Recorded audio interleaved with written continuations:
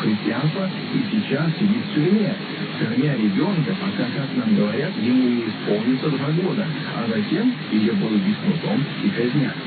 Даже если решение будет отменено под давлением международного сообщества, факт остается фактом.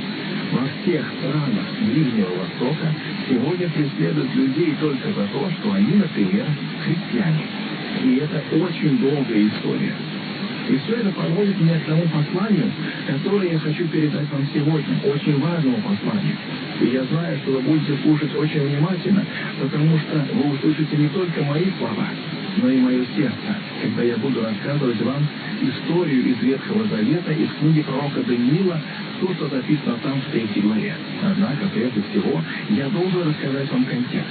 Я надеюсь, что вы были здесь, когда я проповедовал последнее послание об имени Нини. То послание называлось «Церковь в Вавилоне».